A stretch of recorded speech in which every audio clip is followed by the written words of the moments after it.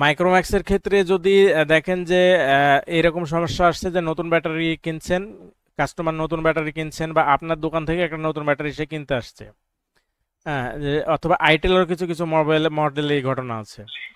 এসে বললো যে আমাকে একটা নতুন ব্যাটারি দেন, নতুন ব্যাটারি দিলেন, দেওয়ার পর দেখছেন যে এই চার্জিং ইরোর, ব্যাটারি ইরোর, এরকম সমস্যা।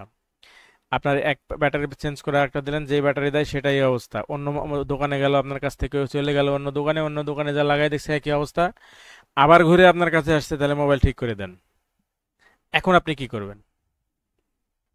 ওই যে 1K একটা রেজিস্টার লাগাই দিবে এই ব্যাটারি এই পোর্টটাতে, এইখান হ্যাঁ, থেকে এখানে। এখানে সবচাইতে সহজ এবং 100% 100% আপনার কার্যকারী সেটা হলো যে যদি পুরানা ব্যাটারির এই যে এখানে যে ইয়াটা থাকে, সার্কিটটা থাকে, পুরানা ব্যাটারির যে সার্কিটটা থাকে, এই সার্কিটটা এখান থেকে খুলে নতুন ব্যাটারি লাগাই দেবেন, একবারে 100%, আর কোনো সমস্যা হবে না। কথা বুঝতে পারছেন? এখন ও আপনি আচ্ছা আচ্ছা। এখন আপনার যে নতুন ব্যাটারিটা বিক্রি করলেন, এই নতুন ব্যাটারিটার তো গ্যারান্টি আছে 6 মাস। এইবার কিন্তু আপনি যদি এখানকার এই সার্কিট তুলে যদি ওইটাতে লাগাইতে যান, তাহলে আপনার কিন্তু গ্যারান্টি বাতিল, ঠিক কিনা? জি এখন কাস্টমার বললো আমি গ্যারান্টি বাতিল নিব না, আমি গ্যারান্টি সহ নেব।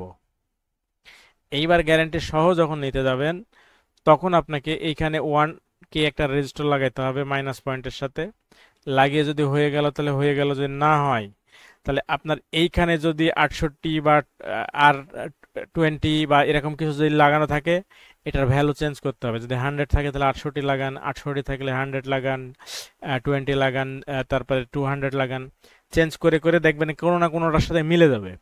কথা বুঝতে পারছেন? জি। যেটার সাথে মিলে যাবে দেখবেন যে ওটাতে আর চার্জিং এরর আসবে না, ব্যাটারি এরর, চার্জিং এরর আসবে না। এই দুইটা পদ্ধতিতে কাজ করেন, দেখেন আপনার ওকে। যদি বলে যে আমার গ্যারান্টি আমি মিস করব না, সেক্ষেত্রে আপনাকে এখানে রেজিস্টার আর এই রেজিস্টারের মান চেঞ্জ, ঠিক আছে? জি আর যদি বলে যে গ্যারান্টি নষ্ট হচ্ছে, হোক, আমার চার্জ থাকলে মিটে গেল, তাহলে একবারে সহজ, পুরানো যে ব্যাটারিটা আছে সেই পুরোনো ব্যাটারির এই এই সার্কিটটা খুলে নেবেন, নিয়ে নতুন ব্যাটারিতে ওখানে লাগিয়ে দিবেন, বাস, একেবারে 100-তে 100 কাজ হবে। কথা বোঝা গেছে? এক, জি আরেকটা রোগ আছে হলো যে আমাদের মোবাইলের চার্জ ঠিকই হচ্ছে কিন্তু শো করছে না, ঠিক আছে? চার্জ ঠিকই হচ্ছে কিন্তু জি। শো শো করছে না। আমরা এই যে মোবাইলে যখন আমরা যে চার্জ দিই, এই যে আমরা যখন মোবাইলে চার্জ দিই, তখন এই জায়গায় কিন্তু একটা শো করছে না, এই যে জি এই যে শো করছে। তো দেখা যায় যে কিছু কিছু মোবাইল আল্লাহ এসে বলে যে ভাই আমার চার্জ দিচ্ছি ঠিকই কিন্তু এটা শো করছে না। তখন কি কি সমাধান দেবেন? শো যদি না করে সেক্ষেত্রে দায়ী 1 নম্বরে হলো এই যে 3.3 কে, এখানে 3.3 কে, 3.5 কে, 5 কে, এরকম রেজিস্টার থাকে এখানে, যেটা সরাসরি সিপিইউতে সিগন্যাল দেয়। ঠিক আছে, যদি কোনো কারণে দেখা যায় যে এই সিগন্যালটা মিসিং হয়ে গেছে, এই হয় রেজিস্টার কেটে গেছে, অথবা রেজিস্টার হারিয়ে গেছে, অথবা দেখা হ্যাঁ। গেল যে পানির ডুব খাইছে, খায় ফাঙ্গাস হয়ে এইখানের একেবারে পিনটি নষ্ট হয়ে গেছে, পিনটি উঠে গেছে, পিনটি নাই, হ্যাঁ, যার জন্য সিপিইউ সিগন্যালটা পাচ্ছে না। আর সিগন্যাল না পাওয়ার কারণে আপনার এটা শো করবে না। কথা বোঝা গেছে?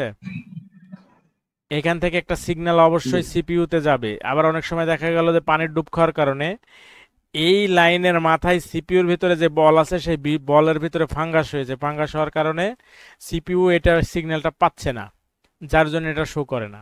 ঠিক আছে, যদি পানির ডুব খাওয়া সেটা বহু রকমের প্রবলেম আসে। সেক্ষেত্রে আপনাকে সর্বপ্রথম আগে দেখতে হবে 3.3 কে এই রেজিস্টারটা নষ্ট হয়েছে কিনা, কেটে গেছে কিনা। যদি কেটে যায় তাহলে এটা চেঞ্জ করে দিতে হবে। আর যদি না কেটে যায়, তখন আপনাকে সিপিইউটাকে একটু রিহট রিভলভ করে দেবেন, হয়ে যাবে। কথা বোঝা গেছে? আচ্ছা। আবার তাহলে আমার এখানে ওই যে 35K রেজিস্টার অথবা 3.3K রেজিস্টার, এটা তো মাপার কোনো অপশন নেই, এটা তো খারাপ হলে তো খারাপ হয়, এটা 11 নাই, তাহলে অন্য জায়গায় আইনা লাগাই দিলে হবে না? হ্যাঁ, অন্য জায়গা থেকে এনে তখন লাগাই দিতে হবে। এখন এই এখন প্রশ্ন হলো যে এই রেজিস্টারগুলো আমি কোথায় পাবো? এইখানে জি যে 5 ভোল্টের যে লাইনটা আছে, এই লাইনটাকে শুধুমাত্র মাইক্রোস্কোপের নিচে রেখে একটু ফলো করবেন যে আইসি পর্যন্ত যে লাইনটা যাচ্ছে, এই আমার চার্জিং পোর্ট থেকে আইসি পর্যন্ত যে লাইনটা যাচ্ছে, এই লাইনের মাঝখানে দেখবেন ক্যাপাসিটর আছে, ডায়োড আছে, আর হলো এই সিপিইউ যাওয়ার এই লাইনগুলো আছে।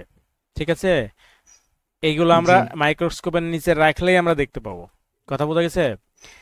আর আরেকটা স্লো চার্জিং, যেটা স্লো চার্জিং এর ক্ষেত্রে আরো একটা সমস্যা আসে, সেটা হলো স্লো চার্জিং হলেই যে শুধুমাত্র এই এই রেজিস্টর দায়ী থাকে তা কিন্তু না।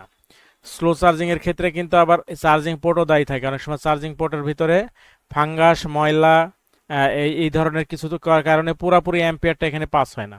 ঠিক আছে, পুরাপুরি অ্যাম্পিয়ারটা পাস হয় না, যার জন্য আপনার স্লো চার্জিং আসে। এই জন্যে যদি কোনো কারণে স্লো চার্জিং হয়, মাঝে মাঝে পায় পায় না, ছেড়ে দেয়, 5 মিনিট, 2 মিনিট, 3 মিনিট, 1 মিনিট পর পর আবার বলছে নতুন করে, আবার বলছে চার্জিং কানেক্ট, বলে না এরকম?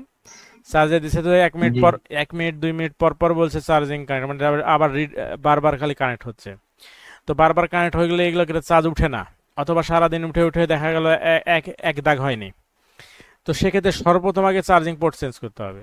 চার্জিং পোর্ট চেঞ্জ করার পরে যদি এই সমস্যা থাকে, তারপরে আমরা দেখব যে এই 3.3 কে রেজিস্টার আছে নাকি উপরে চলে গেছে। যদি দেখতে একটু ঠিকঠাক আছে, তারপরে আমরা চার্জিং আইসিটাকে একটু রিহট করে দেবো।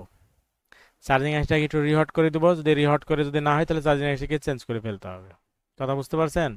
এই যে বারবার জি কানেক্ট। এরপরে জি। আরেকটা আরেকটা রোগ আছে, আপনি চার্জে দিচ্ছেন না কিন্তু চার্জ চলছে। পাইছেন এরকম রোগ? হ্যাঁ, চার্জ দিলে চার্জ হবে না, হ্যাঁ। না না, চার্জে আপনি লাগাননি, চার্জে আপনি লাগাননি, ব্যাটারি লাগানোর সাথে সাথেই দেখছেন যে এরকম লড়ছে। হ্যাঁ হ্যাঁ হ্যাঁ। পাইছেন এরকম? জি জি।